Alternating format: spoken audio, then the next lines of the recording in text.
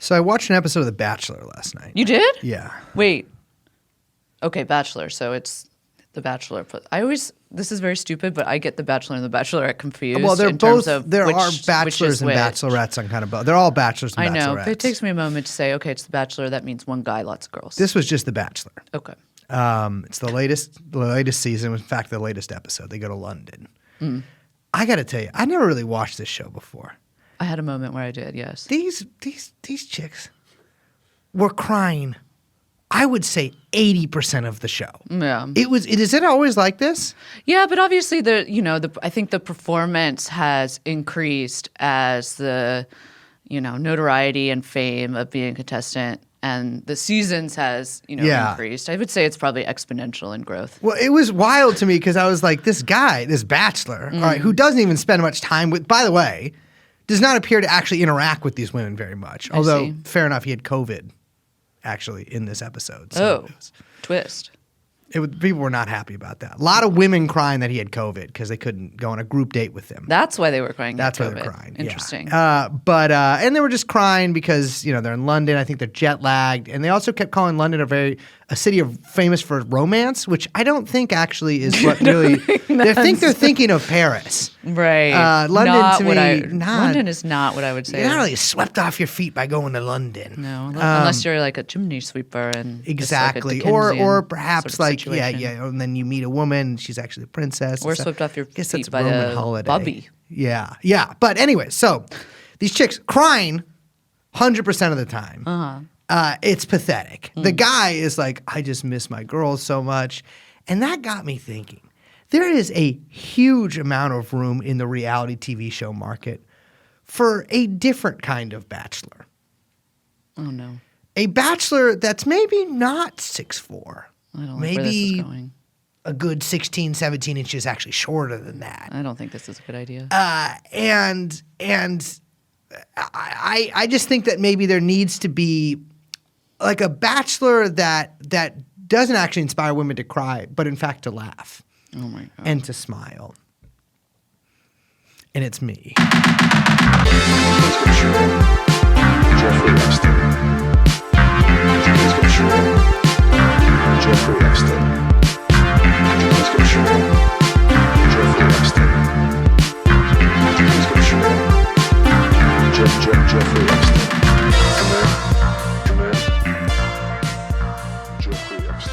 So actually, really what I'm saying here is my thing is I actually want to create a reality TV show where it's Brace's Hose. And I'm sort of like, it's No. okay, no? All right. Like a Charlie's Angels sort of situation? Like a Charlie's Angels sort of thing. And it's like played exactly like The Bachelor, except that the men have to refer to the women as the hose.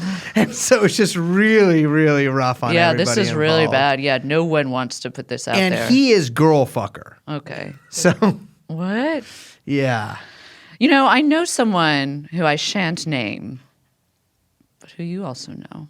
And you. Whose sister auditioned for The Bachelorette and Bachelor more than several times, we'll say. Is it a guy or a girl that did this? A gal. A gal that did this? It seems. And actually, I ended up going to her wedding. She did not get cast on the show, but I did go to her wedding, and it was on a plane. Did they fuck The Bachelor?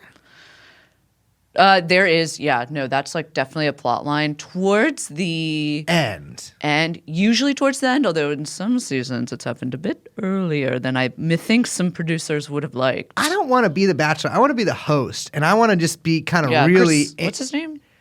He was a former Bachelor. I was about to call contestant. him Chris Hansen, but that's not him. He but took he's got it that vibe. so seriously that it made me Chris embarrassed. Harrison, duh. He was just oh my God, sorry. He came out. Sorry, guys and gals. The girls are all crying in a room, and he comes out and he's like, "Hey, some really hard news." It's incredible that this is the first time that you've taken. We're doing some real 2008 comedy hours here. He has COVID.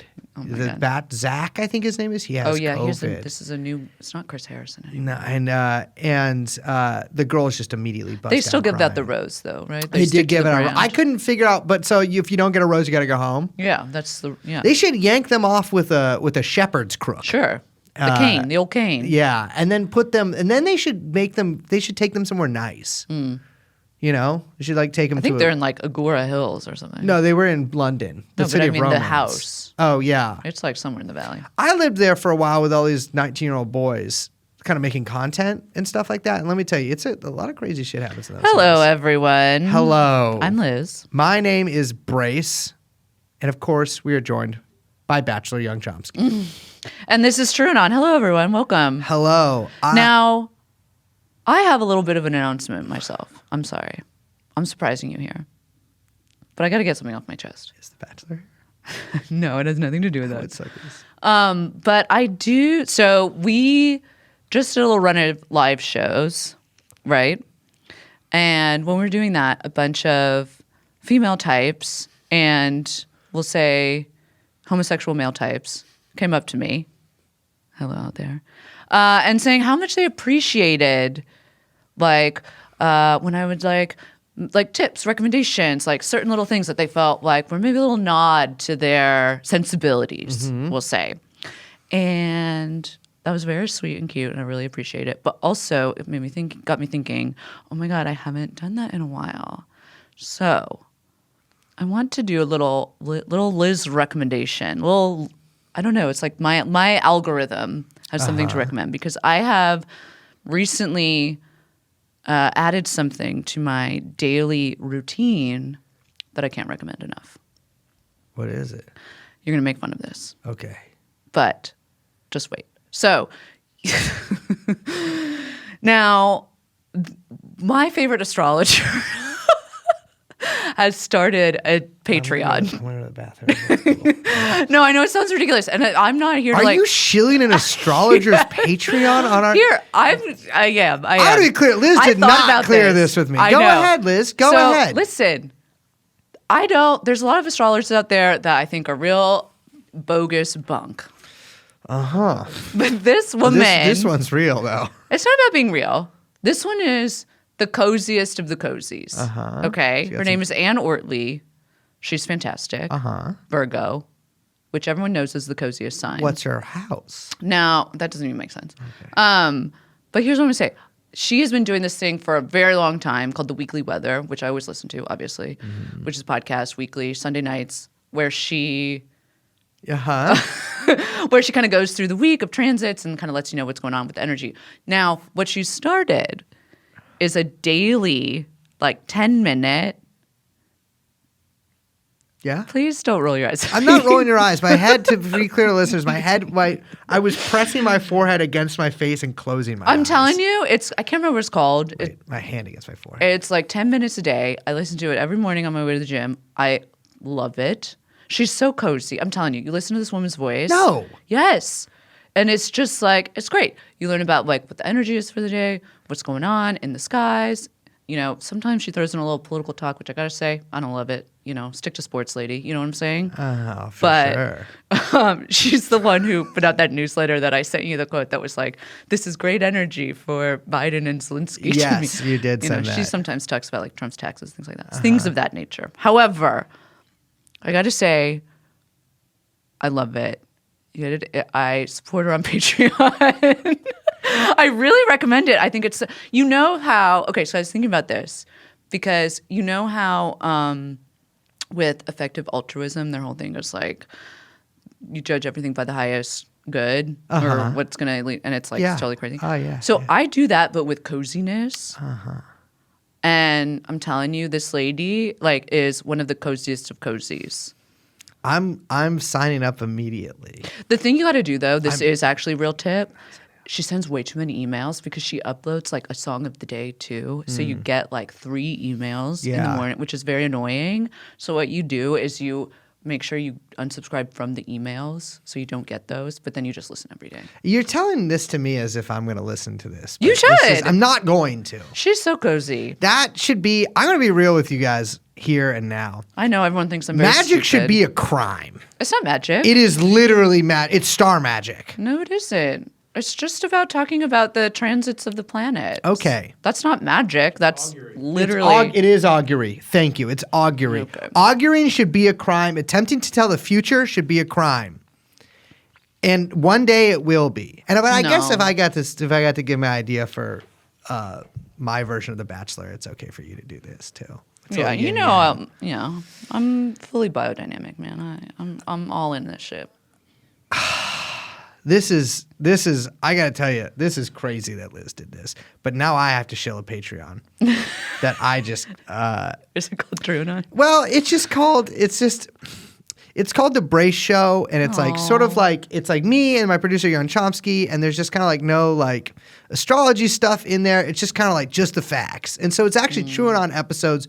Just with Liz completely edited out of them. You've just fully remade, the set of There's no one replacing you. It's just this guy named who's dating Emrata. Eric Andre. Yeah, you just don't remade believe the they're Eric together. Andre set? Judging by her text messages to me, they are not together anymore. You spent thousands and thousands of dollars remaking the set. That's the Come Town. No, that was the joke that I was making. I see. Okay. But I'm glad we just... Let's start the fucking show. Hello, everyone. Hello. Welcome to Come Town. So, all right. What are we talking about, Liz? Okay. News alert. We haven't done that one in a while. Did we ever do that? Yeah. Okay. Fair enough. I have. You don't To pay be clear, attention. listeners, also, I do have pneumonia right now. Yeah, he's on the mend. Antibiotics everyone. have been working, but I do have it. So Liz is taking advantage of my weakened state. You just said you're feeling great. You're I on feel the like all I'm feeling meat better. diet. I'm not feeling. I am eating all meat. Yeah. That's what you heard. Okay, so as we were out and about in Canada, new emails surfaced between Jess Staley, which is, yes, a man's name, and Jeffrey Epstein. You remember that guy? Mm-hmm. Now, Jess Staley is, of course, the former J.P. Morgan Chase executive who afterwards he went to Barclays. He had to resign like shortly after Epstein's death. Yeah. The bank looked into his activities with Epstein and were like, we're good. Yeah. Gotta get out of here. We can find another one. Yeah, he was a pretty big name, big wig. Him and what's his name from Apollo?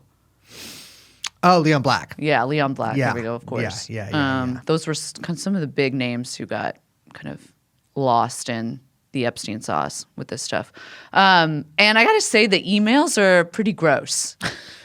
I want to so there's something we don't have all the emails yet. No. I've been looking far and wide for them. Talked to people who would know where to get them. They say that they're not out yet. That all we know is what's in that has been reported basically.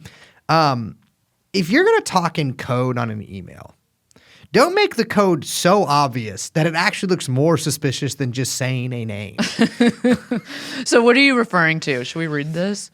Yeah. Okay. So at one point, Jess Staley, again, somehow a man's name. Yeah, I don't know. Sounds like that's like a Labor MP's name. It does. Is emailing Jeffrey Epstein and says, "That was fun. Say hi to Snow White." Jeffrey Epstein responds with, "What character would you like next?" Jess Staley says, "Beauty and the Beast." And though this isn't written down, I have it memorized. Jeffrey Epstein responds with something like, well, only one side is available, which would, of course, I assume be beauty. Yeah, it would be really crazy if he was talking about the Beast. Yeah. A dog fucker. Learn a lot of new things about him. Yeah, well, we could do an episode on that. So all this came out in a filing that was made by the U.S. Virgin Islands Sus. in support of a class action civil suit, which was filed against the bank, J.P. Morgan Chase. And I got to say, they make a pretty compelling case. Most of this centers around Jess Staley. Again, at that time when he was writing these emails, he was the head of private banking at JP Morgan. He managed almost all of Epstein's accounts, or as the U.S. Virgin Islands puts it, managed Epstein. Yes.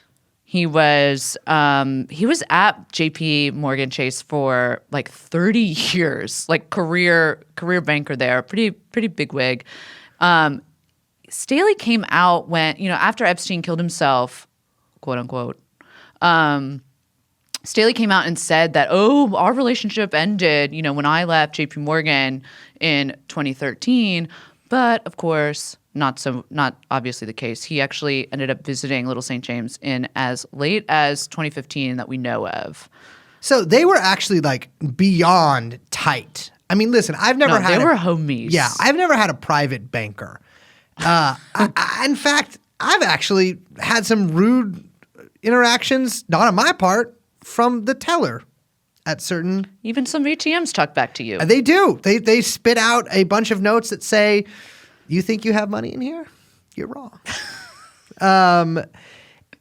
This is crazy how close this guy. Jeffrey Epstein was actually advising Jess Staley on actually how to get a raise at work. The U.S. Virgin Islands characterizes their relationship as, quote, profound, and writes in its complaint that these communications suggest that Staley may have been involved in Epstein's sex trafficking operation. Which is a pretty bold claim. Pretty fucking bold claim, because that has always been something that's floated around a lot of the sort of bigwigs that have been involved Same with in this. Black, yeah. Wexner, Leon Black. But there's never been any, as far as I know, official, actual, put forth by something like the, Attorney General of the U.S. Virgin Islands that these people were actively involved. Yeah. But the thing is, there's some pretty damning evidence here. This is from the lawsuit. It says, on December 30th, 2008, Epstein and Staley discussed via emails Staley's visit to Epstein's residence in Palm Beach. Epstein wrote that he would not be home the following Sunday, but that Staley was welcome to use the house. Staley replied that he would instead make arrangements to visit Epstein in Palm Beach in early January. On January 8th, 2009, around the time of Staley's scheduled visit to Palm Beach, Epstein wired $2,000 from his JP Morgan account to a woman with an Eastern European surname. Those words, Eastern European surname, appear quite a few times in the suit. Yeah. There's also a bunch of redacted photos that Epstein apparently emailed Staley. This is, by the way, this is not Staley's personal account. This was his JP Morgan account. Yeah. And I think it should be presumed, and the U.S. Virgin Islands says this point blank in their suit, that JP Morgan absolutely was monitoring these accounts. I mean, it's a fucking huge bank. They're reading all of they're monitoring all of their employees' emails. They got a guy doing that. Yeah, Epstein and Staley over the course of Staley's tenure at JP Morgan, I mean, they exchanged like over 1,000 emails. To be clear, for those of you who are not familiar with Monsieur Jeffrey Epstein, he was Jeffrey Epstein in 2008 was a convicted sex trafficker. Yeah. Known to the world as one. And so almost all of these missives and back and forth between them concerning these women happen post-conviction. Yeah, this is from Jane Doe 1's complaint against JP Morgan, again, which is the memo that the U.S. Virgin Islands filed that's in support of this case. They write, to put it plainly, Epstein needed a bank that knew he was engaging in illegal activity and did not care, which Epstein had in JP Morgan. So this Jane Doe 1 has actually filed two separate suits. She filed one against JP Morgan Chase and then one against Deutsche, which was, of course, Jeffrey's bank after he left JP Morgan. Both banks are trying to get them dismissed. The New York State Department of Financial Service actually got Deutsche to pay a $150 million penalty for failure to scrutinize any of Epstein's activity, like banking activity. That included him taking out $200K in cash per year from his Deutsche accounts. Big cash guy. Yeah, but I mean, that would be, as you know, we're going to talk about the failure of Chase to really monitor any of this stuff. I mean, that would be the biggest red flag for any internal regulator, right? When they're looking at what is going on with accounts. Yes, yeah, absolutely. I mean, this is the thing is I still use cash and people make fun of me for it. Not $200,000 in cash a year. That's a lot of cash. I'm like, what do you even spend that much cash on? Oh, well, I guess you're Jeffrey Epstein. He's trafficking women. Yeah, I guess that does make sense. But so, like I said, he left JP Morgan for Deutsche in 2013. And I was looking at that and I was like, I genuinely don't know why Epstein had to leave JP Morgan. And then you're looking at it in these complaints and it's, just Staley left JP Morgan in 2013. And it's in that year that JP Morgan terminated its relationship with Epstein. Yeah, I mean, here's the thing. And again, I do not want to repeat myself too much here, but JP Morgan was fully aware of the accusations against Jeffrey Epstein, and everyone from Jess Staley to Jamie Dimon knew about this. I mean, Epstein was a big client of JP Morgan. he was not treated in the way that I think it was legally supposed to be treated, No. or even internally within JP Morgan's own rules supposed to be treated as a high-risk client. Yes. You mentioned Jamie Dimon, and I want to talk about that. It does seem clear from these filings that Jamie Dimon absolutely knew and was aware of Epstein's like high risk activity. Yeah. There's an internal email after the 2008 arrest. You see, like in the internal emails, that high-level executives were debating whether or not to drop Epstein in at least 2008, if not Yeah. before then. And in one email, they were shot down by even higher-level execs. There's one that says that basically, I assumed that all of this money would be outflows, meaning that, Jeffrey had around $150 million in various accounts at JP Morgan. They assumed it would be an outflow because they assumed that the bank would be dropping him as a client. Mm-hmm. And they said pending Dimon review, which is referring to Jamie Dimon reviewing whether or not they were dropping him as a client. But they didn't in 2008, Yeah. which can only lead a rational person such as Bryce Belden sitting across One from me of the most rational here people in America.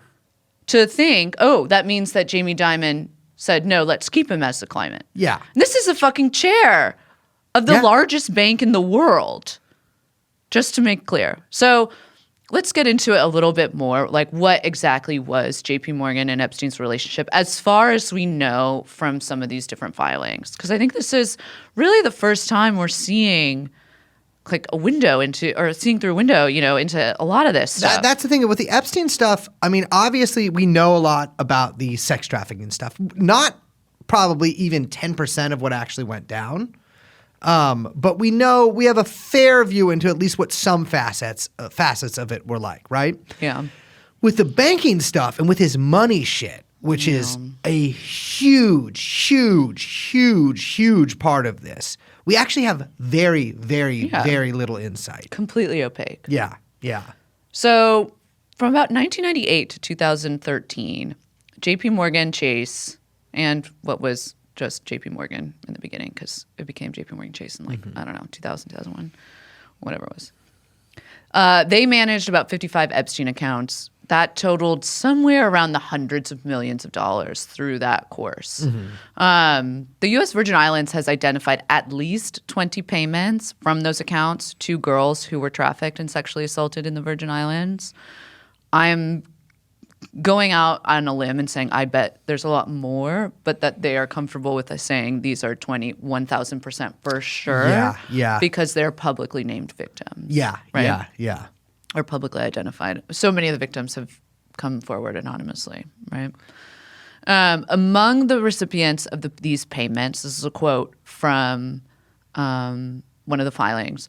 Among the recipients of these payments were numerous women with Eastern European surnames who were publicly and internally identified as Epstein recruiters and or victims, including $600,000 to Jane Doe 1, a woman who JP Morgan's own due diligence reports, so that means internal memos and filings, own due diligence reports stated Epstein purchased at the age of 14. So my question here is that Nadia Marchinkova? Because that's famously the woman with the Eastern European surname who he has – well, the only person that we've ever actually had a name attached to that's been said that Epstein purchased her. Yeah. Who was said to be part of his like ring. He taught her, he got her a pilot's license, all this kind of thing. So that is pretty interesting. Yeah.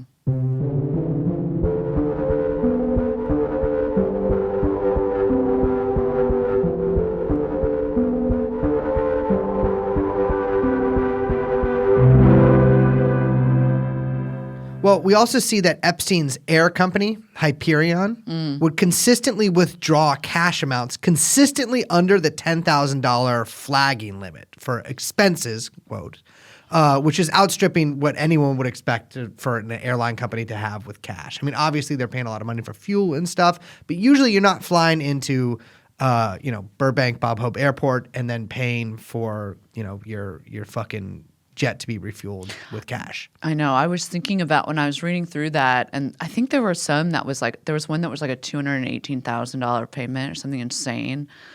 And I was thinking of those two fucking pilots that we saw Yeah.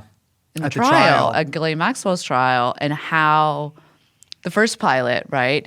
I remember he came in and he was wearing those fucking slippers that had his initials on them that were the same as Jeffrey Epstein's. Oh. And all I could think of was fucking Boys Club. It made me feel so sick. Yeah, I really did not like that guy. No, he was awful. That fucking pilot. Yeah, it's like, I don't know. I mean, here's my thing. He was doing the pilot's creed. Remember Doing we the talked about pilot's this? creed. Yeah, it's like, I don't know. Whatever happens behind the door, not my business. Which, as we know, thanks to 9/11, very much what happens behind the door is your business. Also, it's literally your business because you are paid to pilot the sex trafficker. And a whole plane, not just your portion. I mean, it's the literal definition of your business, which is pilot.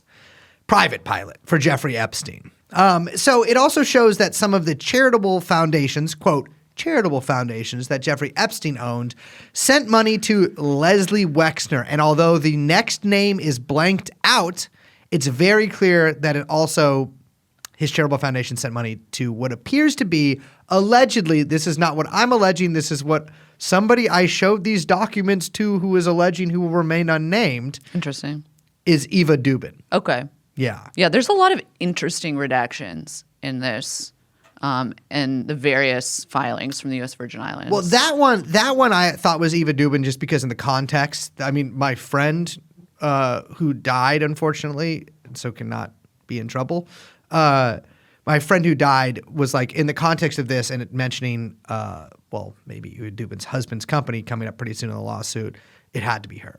This is one of the interesting redactions. And again, there are a lot. There's a whole page specifically only about activities with at JP Morgan that clearly is referring to Jamie Dimon. That is just fully redacted.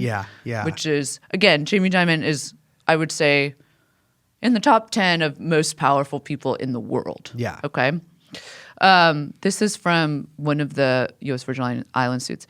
In 2011, Epstein and Staley had extensive discussions regarding the creation of a, quote, very high, all capitals, profile donor advised fund, DAF, which is an investment account established to support charitable organizations headed by the redacted. Epstein pitched the redacted DAF as a, quote, exclusive club with a minimum $100 million donation where JP Morgan would act as the fiduciary. Now, you know my Photoshop ass girl brain. You tried to unredact. No, you can't unredact. Well, they've been a couple misfilings where you actually could just highlight Really? it. Yeah, they just put, you know how you can like make the background of a text a certain color? There's been some like high profile cases in which lawyers have just blacked out the text using that, and you can just unblack it out. That's so funny. Wow. No, I didn't do that. What I tried to do was type in various names to see if the characters would line up. Well, because the first redaction is a long guy. But it's a the in front of it. Yes. So it's the name of a charitable organization. Wexner? Could be. Gates? Could be. No, that would be the Bill and Melinda Gates Foundation, which yeah, is it'd be much too long. Yeah. The Wexner, I think it's Wexner Foundation. It is, yeah. So that would fit. Another one That would fit. that would fit would be the Clinton Foundation. Clinton. Yes. That would fit. And I actually did type out in the same size and everything to see if it would fit. It does. But who knows? It's redacted. Okay, yeah. No one's alleging anything, but there's some interesting redactions in here. All of this is to say that all of this is, which really the U.S. Virgin Islands points out, is the central point of connecting Staley and Epstein, right? That J.P. Morgan, in its suit to dismiss all of this, is arguing that the bank had nothing to do with this, and that Staley and Epstein's relationship was just personal. They were boys. That's an individual thing.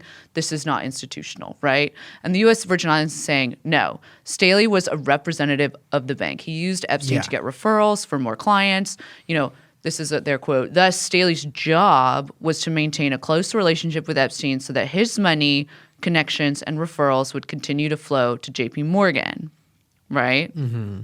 So, and I mean, that's why, Jamie Dimon is like, no, we're not gonna let this guy drop his accounts. He's bringing in powerful people. He's bringing in a shit ton of cash. Yeah. And then continuing to bring in cash, which again, that's how banks make money. Mm-hmm. Everything's gravy. Well, it's not. Yeah. I mean, it does seem pretty fucking clear that while Jess Staley clearly actually did like Epstein, he was, and this is again like what you're saying and what the Virgin Islands are saying, acting in his capacity as a representative of JP Morgan Chase in his relationship with Epstein, in addition to just like also having sex with trafficked women that Epstein provided him. JP Morgan Chase, again, the largest fucking bank. Yeah. In America, right? I mean, I know this is getting coverage. It's actually getting pretty good coverage, but still it doesn't feel like enough. I mean, this is fucking huge. And especially for, even with as many, and we'll talk about this later, horrible things that JP Morgan has done, this is way up there. Well, you might be wondering at this point, why are the U.S. Virgin Islands even filing any kind of memorandums in support of civil suits or anything like this? Why do the Virgin Islands care, right? So they actually filed their own suit against J.P. Morgan Chase back in December before Jane Doe's civil suit, saying that J.P. Morgan knowingly, negligently, and unlawfully provided and pulled the levers through which recruiters and victims were paid and was, quote, indispensable, I mean the whole thing's a quote, to the operation and concealment of the Epstein trafficking enterprise. So this was filed by the Attorney General of the Virgin Islands, a woman named Denise George. Who we've talked about, because I've always said, Denise George, that sounds like a powerful lady attorney name. And you might be like, wow, that's crazy. The U.S. Virgin Islands filed this big lawsuit against J.P. Morgan Chase. Well, 4 days later, on New Year's Eve, Denise George was fired from being the Attorney General of the U.S. Virgin Islands. She was fired by a guy, well, the governor, named, and this is a double first name, Albert Bryant Jr. Yeah. He actually had appointed her back in 2018. So Governor Albert Bryant Jr., which, by the way, I'm gonna give you guys a little tip here. If you're a junior and you become the governor, you got to drop it. Leave that motherfucker out of your name. Unless you got a real famous father. Unless your dad was also the job that you have. Yeah. Right? But if your dad is less famous than you or less powerful than you, he's the junior like now. John, he always had to be a junior. Had to be a junior. Obviously. Right? Absolutely. But always went by John, which is very cute. That's smart, too. Yes, you got this guy should be named ABJ, Albert Bryant Jr. Yeah, ABJ is good. ABJ is really good. Wow. But, I mean, listen. Well, this guy sucks, so I don't want to give him any tips. He does suck. He got his start in territorial politics when he was appointed as commissioner for the Department of Labor by the former Governor John DeJong. Sorry. I'm not any happier about it than you are, okay? Wait. John ABJ Jr. Well, no, that's the J. ABJ. Appointed by Jean DeJean. My name is Jean Valjean. And I'm Javert. In 2007, yes, to head the Department of Labor on the U.S. Virgin Islands. You still love the bread? Yeah. John DeJong. So Governor John DeJong is an interesting character in his own right. Actually found a New York Post story from 2007 that describes his relationship with Monsieur Jeffrey Epstein, a very famous resident of the U.S. Virgin Islands. This is from the New York Post, page 6. Sources also say Epstein enjoys a warm relationship with U.S. Virgin Islands Governor John P. DeJong Jr. Oh my I guess God. also a junior. We got juniors everywhere. Yeah, I guess so. This is a quote. Epstein has donated as much as $1 million to the governor's election campaign, said our source. In addition, Epstein, who runs the charitable J. Epstein Virgin Islands Foundation, employs DeJong's wife, Cecile, as its director. He also pays for the education of the governor's children at the exclusive Antilles School on St. Thomas. Wait, so Epstein paid $1 million for the governor's election campaign. Yeah. And pays his wife to sit on his charitable foundation board as its director. It might have been called the J. Epstein Virgin Islands Foundation at this time. Later changed its name to something that our listeners, or at least a lot of our earlier episodes, might be more familiar with, the Southern Trust. Oh. So Governor John DeJong's wife is nominally in charge of Southern Trust, which is Jeffrey Epstein's hundreds of millions of dollars charitable foundation that existed, as the U.S. Virgin Islands Attorney General Denise George would allege in a lawsuit, to facilitate his sex trafficking operation. So she's actually listed in the Black Book under Epstein's own numbers. Cecile, not Cecile Denise. is, not Denise, yeah.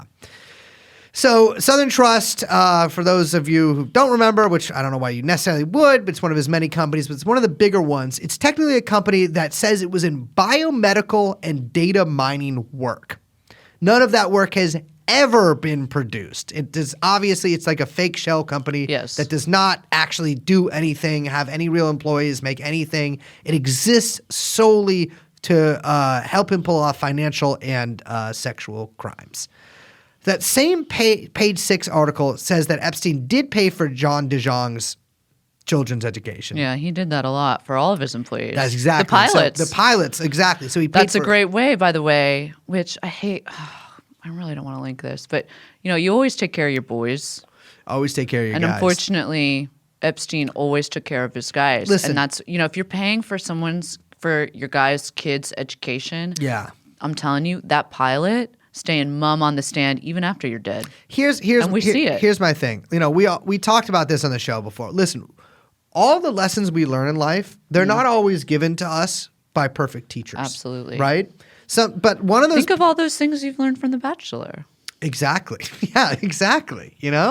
But I will say, taking care of your boy, you got to take care of your boys, right? If you are a boss, a capo, anything like that, you're paying for the kids' education is like number one thing you're going to do, right? Because you know what? Maybe that puts the kids in your debt a little bit. Oh my God. Maybe those kids grow up, maybe they come work for you too. Okay, I think you're taking it too far. Anyways, DeJong, his spokesman, actually John says, DeJong. Governor John DeJong Jr. of the U.S. Virgin Islands actually is like, yeah, you know what? He does pay for my children's education. My wife does work for it. But he says he thinks it was, quote, highly appropriate that his wife worked for Epstein. He says that it was, again, a quote, just a job.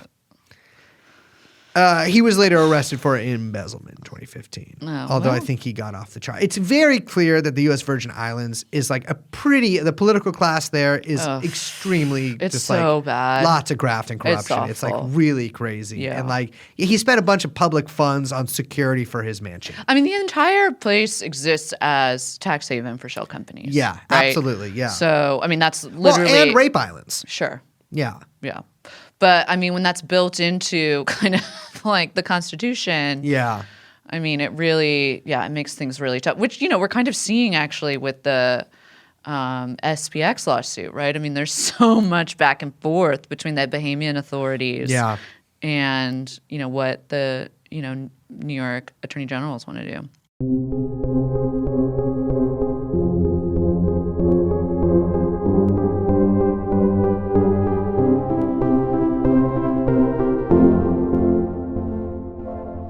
So, Virgin Islands officials clearly saw Epstein as like another. I mean, I'm sure there's a lot of these guys like Epstein there. I'm sure they're not all sex traffickers, but there's a lot of people who are committing, a lot of rich people committing some pretty serious crimes in the Virgin Islands.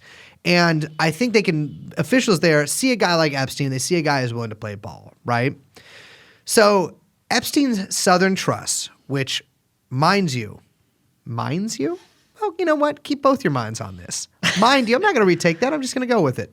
Mind you, Governor John DeJong Jr.'s wife, Cecile, is like the manager of, receives a 90% tax break from the Virgin Islands government in 2012. Oof. So they got a 10-year package of economic incentives running from February 1st, 2013 until January 31st, 2023. That's this year. Oh, it's over. That included, and this is according to the lawsuit, a 90% exemption from income taxes and 100% exemption from gross receipts, excise, and withholding taxes in the Virgin Islands. Jesus Christ. I know. You're like, who the fuck would sign off on that? I mean, Jeffrey Epstein had been convicted of sex trafficking. The Lolita Express was like a known quantity at this time. His island was like literally famous. Not as famous as it would be after he got arrested the second time, but internationally famous to the point where these guys would know about it as a place where sex trafficking occurred. Nicknamed Rape Island. Exactly. Who would sign off on giving his fake company this incredible tax break deal? Enter ABJ. Exactly. The signature on the document, which gives him this 10-year, 90% tax break, belongs to ABJ Jr. No, ABJ. the junior is the J. The junior is the J, yes. The current governor of the U.S. Virgin Islands and who was at the time the head of the Economic Development Authority in the U.S. Virgin Islands, appointed by Jean Dijon. Governor John DeJohn. Who am I? Jean Valjean. What a fucking mess. Well, enter AG Denise George, right? Yes. Sassy, professional, and from reading her filings, very good at her job. Very good at her job. Yeah, Denise George. yeah, she is. I gotta say, we've read a lot of court documents over the years, right? Especially related to Jeffrey Epstein. Especially related to my lawsuit. What? So we've read a lot of court documents over the years, and like you see gumption in some, you see hesitancy in others. Absolutely. She goes crazy on these. Oh, yeah. She's all over it. I mean, I will say, like, point blank accusing JP Morgan of facilitating sex trafficking. That We takes love some it. fucking balls. We love it. And she does a good job. She does does. a really good, again, She makes a very compelling I'm argument. disbarred now, but when I was barred, I would be fully being like, this is actually legally makes sense. Yeah. Her background, she was a lawyer, private practice, U.S. Virgin Islands. Not a lot of people live in there not a lot of people who are like from there, basically. Right? Yeah. And so she was in private practice there. And then she gets, I think, appointed to assistant AG of the Virgin Islands and then headed, and this is in her biography, prior to any of this coming out, the prosecution of white-collar crimes, and headed the Child Abuse Task Force and wrote the first statute in the U.S. Virgin Islands about child abuse and endangerment. So those are two pretty good things to have on your side when kind of going after this kind of stuff. Right. She was appointed to be Attorney General of the U.S. Virgin Islands in toto in 2018. And when Epstein was first arrested, or not first arrested, but this last time and final time arrested, she immediately filed suit, winning eventually well over $100 million for the U.S. Virgin Islands and half the sale of Epstein's Island when it eventually happens, which I got to be honest, got to be pretty cheap. She also went after, and I thought this was pretty cool, Darren Indyke and Richard Kahn, who were his lawyers. The estate lawyers. Exactly. Yes. Because she was like, you guys did this too. Right. Like, it is very clear that they did. She eventually was not able to pursue. They basically got off, and were actually crazily enough, like still the executors of his will, and so like basically dispersing money to his victims while having helped him procure those victims in the first place.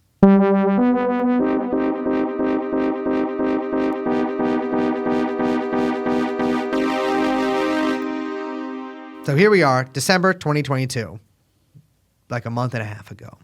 She files suit once again, JP Morgan Chase. And the lawsuit subpoenas Leon Black and Leslie Wexner. And then 4 days later, New Year's Eve, she's fired. And ABJ, through a spokesman, says the reason for the firing about the lawsuit about JP Morgan, well, that's not entirely accurate. However, we have actually had no explanation whatsoever why she was fired other than he didn't get along with her. Well, I read somewhere that they said, oh, it was because she didn't adequately inform me that you were filing this suit. Mm-hmm. To which I would say, when you're filing a huge suit against JP Morgan, where you publicly named Jamie Dimon as responsible for facilitating or let's say this, giving an okay to facilitate sex trafficking for almost over a decade. Like, I don't know if you seek approval from the political appointee, whose boss's wife was on the board of one of Jeffrey Epstein's charitable foundations, and who he himself signed off on a 10-year like incredible tax break for Jeffrey Epstein's fake business that his boss's wife was the nominal manager of 5 years, 6 years after the Jeffrey Epstein's conviction for raping a child. Yeah. And so, yeah, that seems to be pretty obviously the reason. Yeah. You mentioned that they in the suit they've tried subpoenaing Leon Black and Les Wexner. They've actually tried 7 times at 2 different locations to serve a subpoena to Les Wexner. Yeah. And they have failed because, and this is literally a quote, they've been thwarted by security. And basically Wexner's lawyers are just not picking up the phone. This is like an incredible dodge of subpoena is happening here. Yeah. You know, longtime listeners of the show will know that Wexner's properties are highly guarded. Yes. By some of the world's most notorious guardsmen. Interesting. You can say it, Liz. They're Jewish. I was going to say IDF. They're but Jewish. I don't know it's their okay. religion. They're Jewish. I don't know their religion. You know what? Some of us take Tren. It just came out that a judge ruled that they could serve the subpoena through the mail. Yeah. Which really you're not supposed to. You can't do that. You can do that? No. I got to be honest with you. I feel like you should be able to do that to begin with. Yeah. I do like that you do have to trick people in order to serve them. I know. So I guess, okay, like the Olivia Wilde thing. Yeah, or you know what? Ghislaine Maxwell herself served at the Clinton Pedophile Foundation. foundation. Yeah. Oops. Okay, well. In the suit. We would like to thank them for their generous support for this podcast. You know, in that suit, I mean, Denise and the U.S. Virgin Islands, but I really want to shout out Denise here. I mean, they really I want to hammer this home. They had a pretty compelling case that J.P. Morgan facilitated and just covered up money laundering for over a decade. That was just essential to the Epstein trafficking operation. They list out, it's not just Southern Trust. They list out all of the different companies that were kind of under the Epstein umbrella, I guess, that all had accounts with JP Morgan. And you mentioned Hyperion, you mentioned Southern Trust. There's a ton of these. There's Financial Trust Company or JEGE, LLC, NES, which is not Nintendo, but I thought about that. One called Plan D, which I assume is a production company. K Records? Welcome back for Indian summer. Yeah, no. But, the reason I'm saying is there's all these different fucking companies that were all shell companies. Yeah. They were all created to move money around from different accounts to other accounts to shelter Epstein's assets. And he got mad tax breaks, like you said. JP Morgan would let him take crazy cash withdrawals from these different accounts. Moving them from one to the other. I mean, just like totally insane. They say that JP Morgan, you're asking what he did. JP Morgan didn't even try to find out where Epstein got his money. Well, the thing is that none of them are companies in the sense that you would know a company like that makes money or anything like that. They're not companies. They're all shell companies. Like Jeffrey Epstein had nothing. The closest thing that he would have to a company is Hyperion Air because that actually at least that's the plane. You know what I mean? Yeah. That's I guess still not a company because he just used the plane. But it's all like this. They're all shell companies. Yeah. And I know I'm just anticipating. I think there's probably some listeners out there, maybe, but I'm sure it's not you, dear listener, but some other people who are like, why would a bank do that? Who cares? They're just banks. They don't care. No, they do. They have like federal regulations that they have to follow. Know your customer regulations. They cannot be knowingly facilitating this kind of stuff, especially after, and I think, I'm going to get this wrong, but it was in the early 2000s that a bunch of new sex trafficking laws were passed specifically to go after kind of situations like this. banks do not want to be liable for criminal activity because they can be held liable for criminal activity under the law. So yeah, actually they do have to do this. Deutsche is usually I feel like he should have gone with Deutsche to begin with. Right? Isn't that like the mob bank? I mean, look, Chase is a bunch of fucking criminals. I'm just gonna say this is the largest bank in the United States. They're the world's largest by market cap. They have, I think, as of this year, like 3.6 or 3.7 trillion in assets. I mean, they're fucking huge. But there are so many fucking scandals just during Jamie Dimon's tenure. I'm not even talking about like throughout. We don't need to go back to Nazi gold shit for this stuff. You know what I'm saying? Like, this is just, there was the whole Enron thing. Perhaps people are familiar with that. Chase was like not just the main financier of Enron. I mean, they were literally producing research that investors relied on in order to keep Enron afloat. They were like one of the companies that, led almost like billions of dollars in funding to expand Enron company. They knew exactly what was going on. They invested in Enron. They bought Enron for its funds. They recommended the stock to investors on internally produced research, so much so that when that whole thing went bye-bye, yeah, the result was that, there's millions in fines. Okay, there's billions in investor settlement. But they also made it so that investment banks and research wings they have to be completely separate with completely separate staff hierarchies and all of that. So like if you own a house in the Bahamas, it's like one side investments over here and research is over here. Yes. Well, and that research side is actually in Alameda. Yeah. Yes, in Berkeley. No, it's true though. I mean, because of what Chase was doing, we have the law that then, yes, SPX broke. Polyamory. Yes. Does this fly at JP Morgan? I mean, look, I don't even want to know. There was the WorldCom scandal, which maybe people don't remember. That was a huge one. There was all of the investigations into mortgage-backed securities. They paid, I think it was like $13 billion in settlements over that.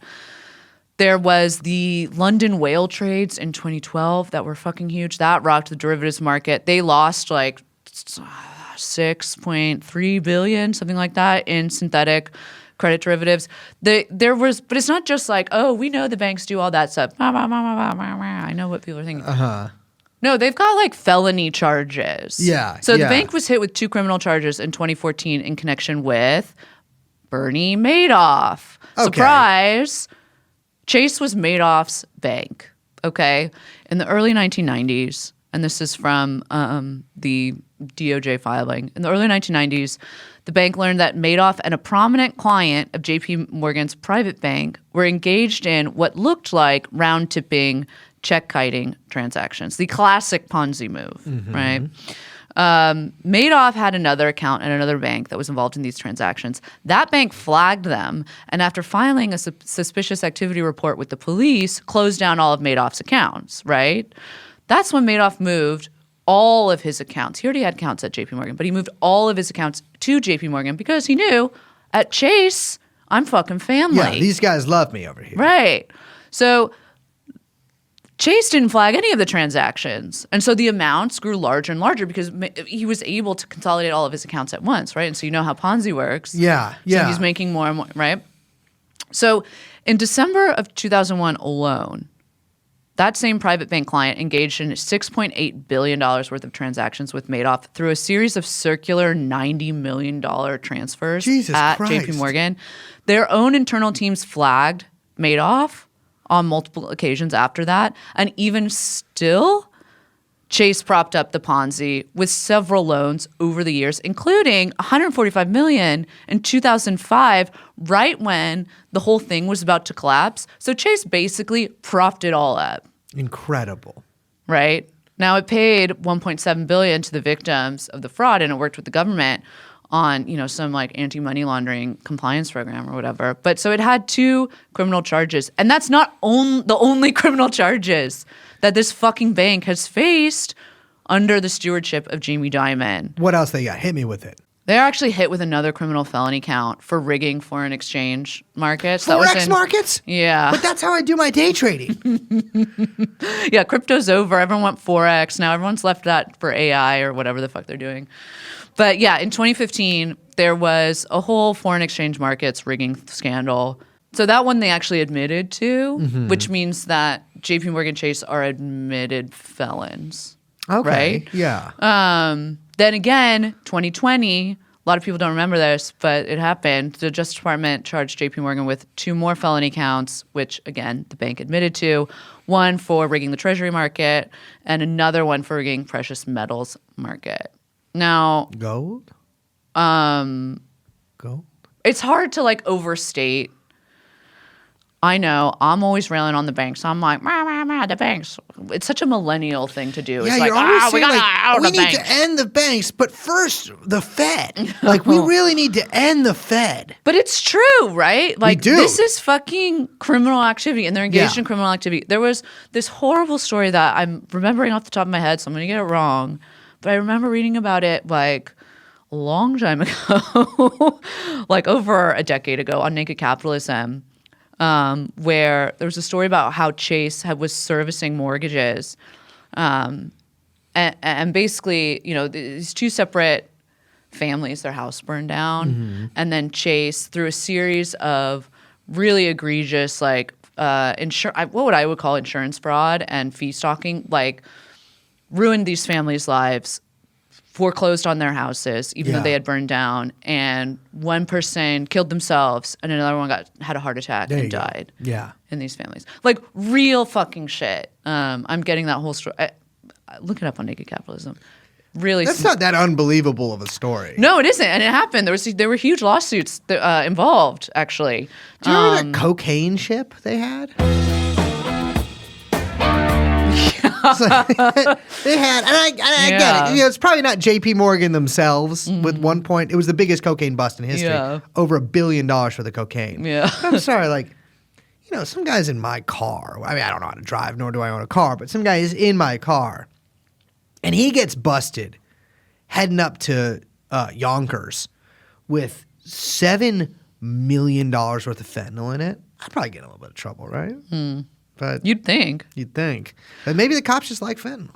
But I'm telling you, and like, this isn't even getting into the shit that these banks. I mean, there's only like 4 banks now. Yeah, right? yeah. Like, I mean, it's like they're a fucking cartel, and they Yeah. rig everything. They don't give a shit about these fines. What did they pay for $900 million in fines for rigging the treasury market for years? No one gives a shit. Well, that's the thing about fines to begin with that like drives me insane. They right? bake it in. Fines are fake. Like no one gives a fuck about fines. That's They why bake like, it into their people alpha. talk about like the Starbucks union shit. Like, oh, they're union busting. They're union busting. Like they're gonna get the. I know this is slightly different, but like you know they're talking about you're gonna get hit with violent fines from the NLRB, right?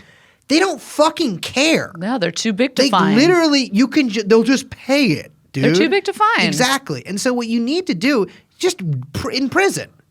Well, you know what though? Yes. Yeah, And this is what I'm I'm not saying. kidding. Yeah, like you should You imprison actually, people. you know, people have made the case, and I think that there's a case to be made that if we had let's say, upstart attorney general heading the Justice Department who was, let's say, had a very powerful name and experience in, you know, filing, I don't know, charges against big institutions, not Yeah. being scared.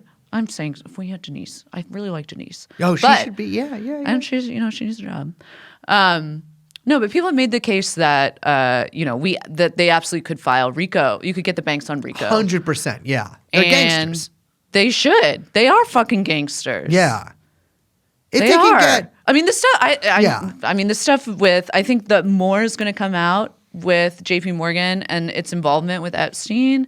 I really, really hope they don't dismiss these cases. We'll see how far these civil suits can go.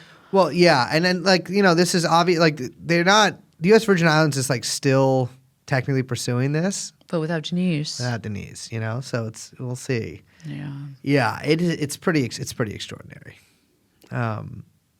My thing is this: I think the U.S. does need a new attorney general, right? But I think it should be somebody who has some experience maybe running like a pretty big state and even like a big city's,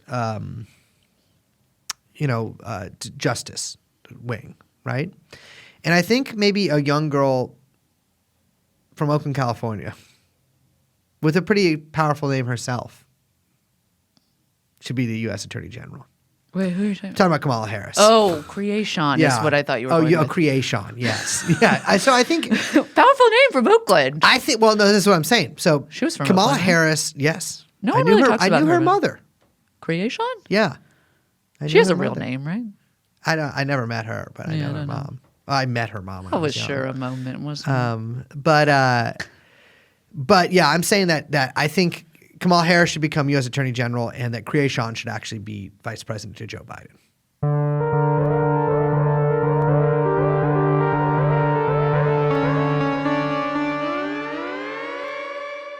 Okay, then start now. I want to be clear here. I just coughed. It was a wet cough. It was what the doctors would call a productive cough. And I said, put it in. I've done this several times this episode where I have interrupted things for I would say a damp little cough, a little wet cough. And Liz and young Chomsky have looked at each other, exchanged glances as if I was already dead. And both said, we're not putting that in with their eyes. Yeah, because I don't think people should have to listen to you cough. This is bad. fucking real, Liz. No. This is real life. No. Think this is a costume? No, I don't. I think you're sick I am sick. in the head. I'm sick of being pushed around by you people. I want to show the world No. that you can live with pneumonia and still podcast. No. It's not. It's You not. need to get it's in not a death bed. sentence anymore. And also, I think you should stop eating so much red meat. I don't. Who told you that? You did. Pause. My name is Brace. I'm Liz. We are, of course, joined by producer Young Chomsky. And this has been TrueAnon. We will see you next time. Bye-bye. Jeffrey Epstein. Jeffrey Epstein.